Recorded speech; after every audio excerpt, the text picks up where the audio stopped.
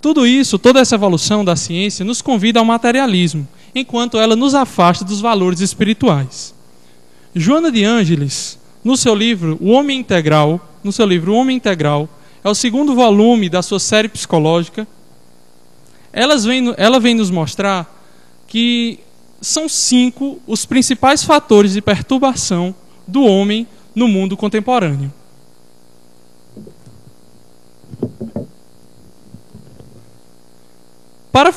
Ela vem nos dizer que para fugir da luta desigual, o homem competir com as máquinas que hoje só crescem, e para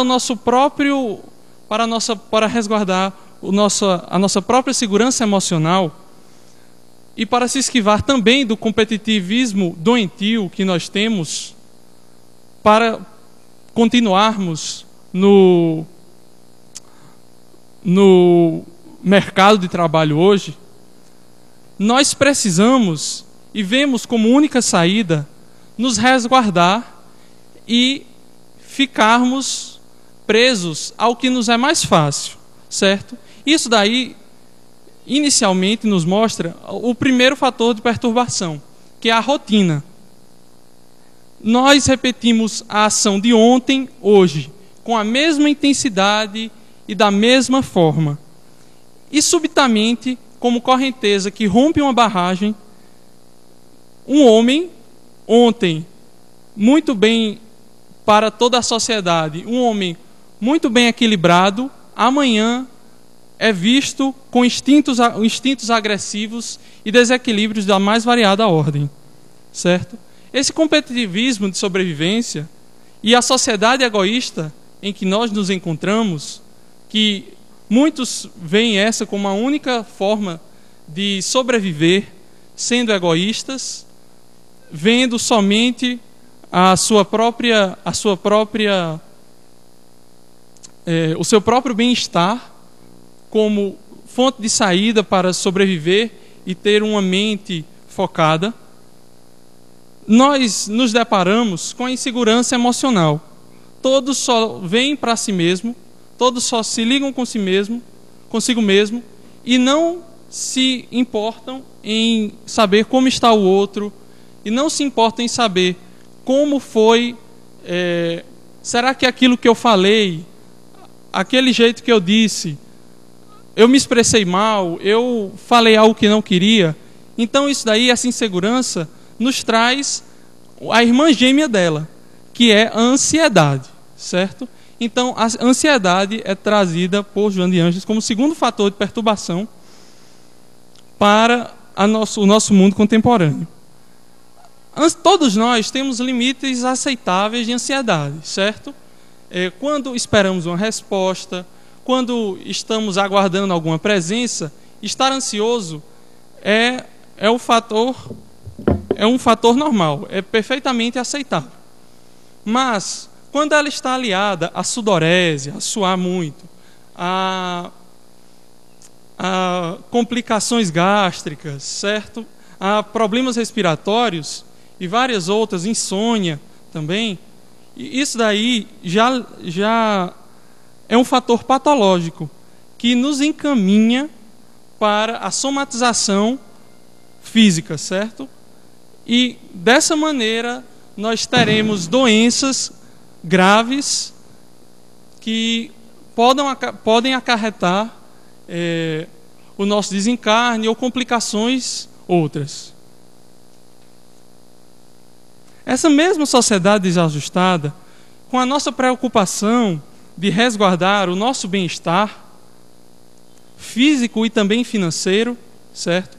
Problemas, não podemos atravessar a rua para conversar com o vizinho pelo medo de sermos assaltados, de ao abrirmos a porta, algum assaltante entrar na nossa casa, e mais as pressões psicológicas do nosso lar, do nosso trabalho, da escola.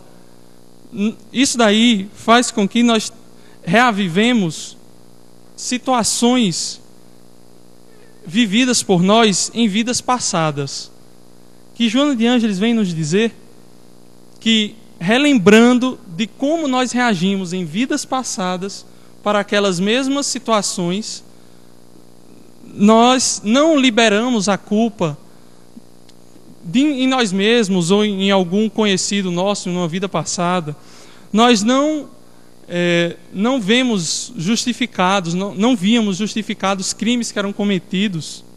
Então isso daí nos traz medo, certo?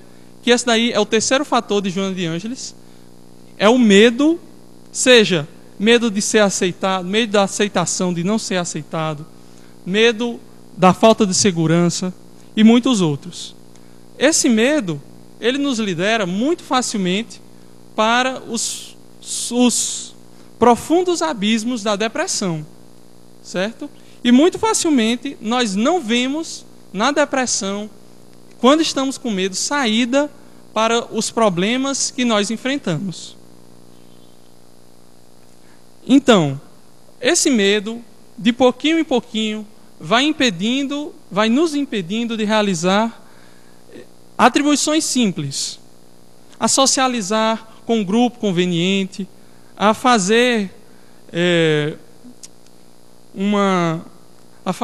uso de uma cordialidade, certo? Desinteressada. E passo a passo, com esse medo, nós nos aproximamos do quarto fator, que é a solidão. Nós vamos ficando sozinhos, só nós conosco mesmo, e no intuito de combatê-la, vendo que nós estamos sozinhos, porque a solidão é algo que facilmente nós percebemos. Quando estamos sozinhos, nós percebemos. E o que é que a mídia nos diz? As redes sociais nos mostram que famosos, hoje felizes, viram na fama ou na riqueza como um método para alcançar a felicidade, um método para sair da solidão. Então, nós tentamos alcançá-la, a riqueza, a fama. Como não podemos, aqueles que não podem, certo, se veem recuados para a solidão. Uma outra forma também de sairmos da solidão é quando nós vemos, por exemplo, esses próprios famosos e ricos, certo? Aqueles que foram felizes, que tiveram um sucesso na vida material, nós podemos perceber que nem mesmo eles conseguem se esquivar da solidão. Eles são justamente os alvos mais comuns de vícios desregulados, de suicídios. Nós vemos o tempo todo, sempre artistas, cantores suicidando porque tentaram encontrar na fama, na riqueza e não encontraram. Foram para o vício, para as drogas, para a violência e não encontraram também uma saída para serem felizes. Eles estão procurando no material, nas coisas materiais, uma saída para o que você precisa de uma resposta espiritual, certo? Então, com tudo isso, no intuito de combater e tudo mais, esse medo e essa solidão, deixa eu ver. Não raro são percebidas as pessoas que estão sozinhas como prisioneiras de si mesmas, certo? Então, o que é que acontece? Eu estou na minha casa, sozinho, o que vou fazer? Ver na liberdade, aí o quinto fator de Joana de Ângeles que nos traz, a liberdade como um fator de... Estão me escutando bem? Não? Tá? Então, bem, ver na liberdade um fator de se esquivar dos seus problemas. Só que o que acontece também? Você geralmente extrapola nesse sentido de liberdade e vai para o lado da violência, certo? Então, podemos citar mais variados, por exemplo, isso não é muito comum aqui no Brasil, mas nos Estados Unidos, nos países mais desenvolvidos, que são aqueles que são ricos, todos têm mais ou menos uma situação favorável, certo? Financeiramente. Os países mais ricos, nós vemos jovens que entram em escolas, vão para parques de diversão para cometer a violência e se verem livres daquilo que os aprisiona. Então, esses daí são os cinco fatores perturbadores do mundo contemporâneo. E bem, o que nós podemos fazer para combatê-los? Como combatê-los? E pior, e se nós já nos encontramos, com um desses, certo? Nós já somos pessoas ansiosas, que estamos solitárias, enfim, o que fazer? Então, Allan Kardec, ele, no Livro dos Espíritos, na questão 919, eu vou falar só... eu vou ser breve, porque eu acredito que a amiga Raíssa, ela vai comentar mais profundo nisso daí, certo? Então, na pergunta 919, do Livro dos Espíritos, Allan Kardec, ele pergunta aos Espíritos o seguinte, eu peço permissão para ler aqui.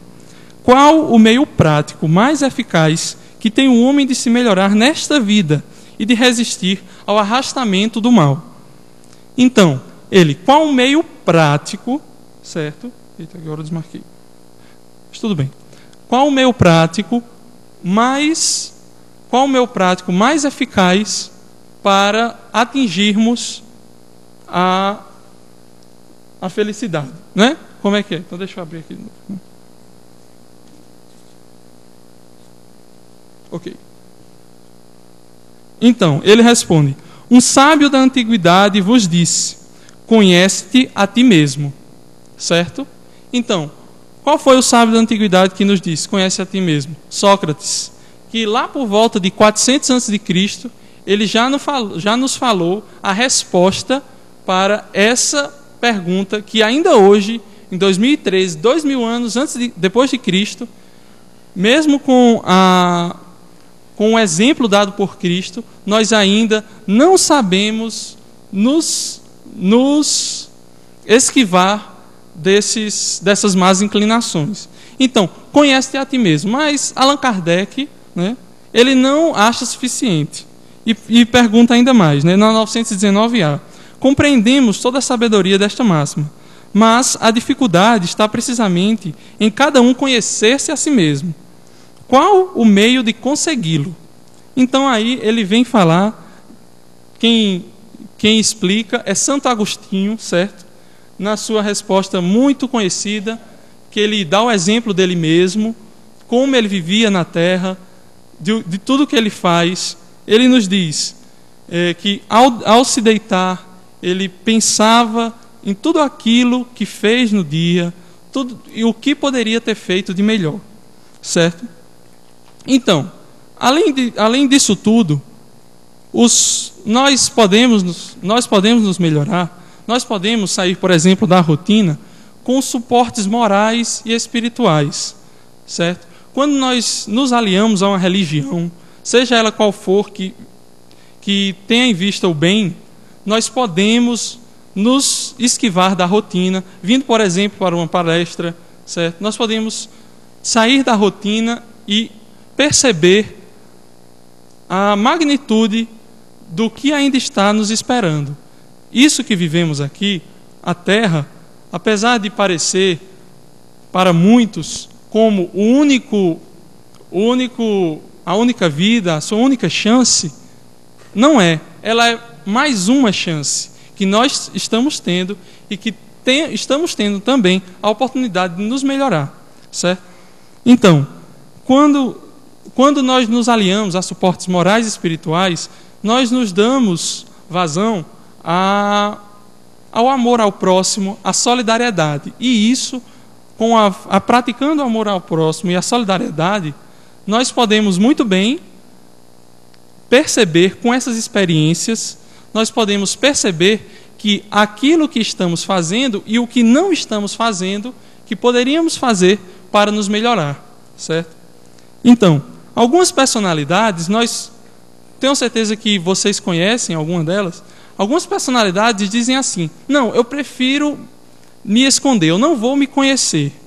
Eu prefiro deixar escondido o que tem dentro de mim, para que eu não venha a me aborrecer com o que eu sou, para que eu não venha a ficar mal com a descoberta que eu possa fazer, de mim mesmo. Mas o quê? Quando você oculta para si mesmo o que você é, você fica com medo do que você pode ser. Você tem medo daquilo que você está escondendo. E também você fica ansioso para saber o que você é. Então, aí volta o medo e a ansiedade ao você se resguardar. Nós conhecemos, por exemplo, muitas pessoas que dizem assim: não, eu não sou espírita ainda porque eu não me sinto capaz de ser espírita, certo? Eu não me sinto capaz de ir para um centro espírita e me dizer espírita. Mas por quê? Você, ao dizer que é espírita, você está dizendo que você é um espírito evoluído na mesma magnitude? Não. Você é alguém que está tentando evoluir. Allan Kardec também, no Evangelho segundo o Espiritismo, ele nos fala no capítulo 17, no 4º item, certo? Que aí ele diz desse jeito: reconhece o verdadeiro espírita pela sua transformação moral e pelos esforços que emprega para domar suas más inclinações. Você não precisa ser o espírito mais puro, você precisa tentar domar as suas más inclinações, iniciar dessa maneira, certo? Então, eu tive a oportunidade recentemente, certo, de, numa reunião de amigos, uma amiga nossa, ela levantou o seguinte argumento. Ela disse assim: eu não aceito, assim, eu não faria o aborto, eu não usaria drogas, bem, assim, nós sabemos que ela é uma pessoa equilibrada, certo? Eu não faria isso, mas deveria se poder abortar, deveria se poder usar drogas, porque a gente não sabe, todo mundo faz o que quer, certo? Quando uma pessoa quer, ela vai em frente e faz o que quer. Mas nós, como seres mais evoluídos e mais instruídos, nós devemos auxiliar aqueles que ainda não são instruídos. Daí nós encontramos a necessidade de leis na Terra, as leis humanas. Elas precisam restringir para aqueles que ainda não têm capacidade de pensar e saber qual é por que não deve ou se deve fazer algo, certo? Então, o autodescobrimento, o momento que você para se descobrir, é muito doloroso. Nós podemos, quando nós nos descobrimos o que nós somos capazes, o que nós fazemos, que nós sempre fazemos, se fazemos, não, eu acabei de descobrir, eu me observando, eu acabei de descobrir que eu sempre dou um abraço, por exemplo, eu sempre dou um abraço querendo sentir que aquela pessoa gosta de mim. Então eu dou um abraço para fazer com que os outros me gostem de mim, me vejam como uma pessoa muito, muito legal e tal. Mas não, isso daí, quando você para perceber isso, é muito doloroso, porque você sabe que uma coisa boa, por exemplo, uma coisa boa que você faz não tem o intuito de ser uma bondade, como eu disse, uma bondade sem maldade, certo? Então não é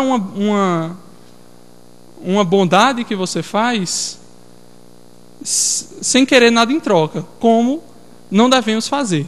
Então, bem, nós temos que examinar nossa decisão e ver se nós estamos nos desculpando dando desculpa para nós mesmos, para que nós não entremos nesse processo, certo? Então eu vou ler aqui uma mensagem de Fonte Viva.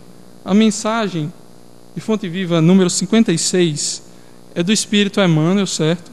Eu vou pedir permissão para ler alguns trechos pequenos, que é, como disse, a mensagem se intitula Renasce Agora.